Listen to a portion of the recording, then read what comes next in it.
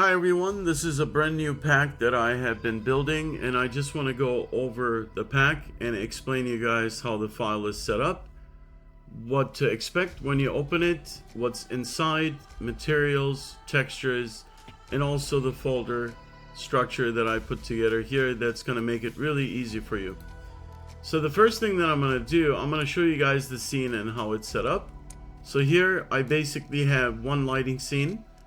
And if you actually click on this folder called lighting, that's going to give you the daytime lighting. So you can actually see the assets with a different lighting condition. If you turn that off, I also set up a small little lighting here so you can actually see what it looks like in a different lighting environment. And each asset here is basically named. So if you go into D369 and then assets folder, you'll see that all of these assets are organized and numbered. So you can simply drag and drop these assets and create something very, very quickly, as you can see here. So I can basically stack them up, change them, rotate them, and you can create something very, very fun, very, very quickly. So I'll get out of this. So each item is really meant to be utilized at 4K, but you can always set it in Unreal Engine. So you can use these at 2K or 1K, depending on your project. And all of these assets are very, very easy to tweak. And I'm going to show you guys the materials as well. And then if I zoom out, you can also see that in this scene, you can basically turn off the raw assets. And you can also view just the simple selection of assets that I put here together. And you can zoom in and kind of see all of the detail. When I was creating this pack, I was really thinking virtual production, filmmakers, and even gaming studios, indie or larger studios that can actually utilize these assets for their personal projects or early visual ideas that you can set together very easily.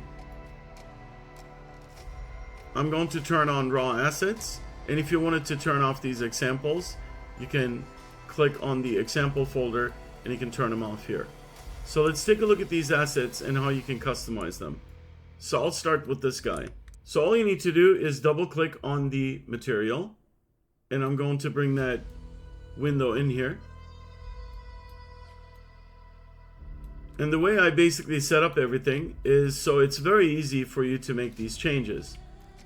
So let's go ahead and start with roughness.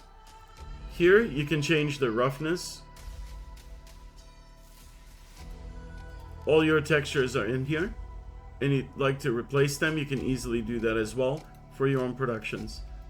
Color tint will obviously change the color of this particular mesh, and you can fully customize it by making these adjustments with the controls that I have. Under 3, I have saturation that I added, so you can actually change the saturation or desaturate your item.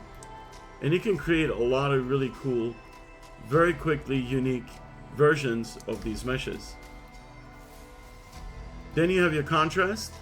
You can control the contrast as well, and your metallic values. So that's how these are all set up.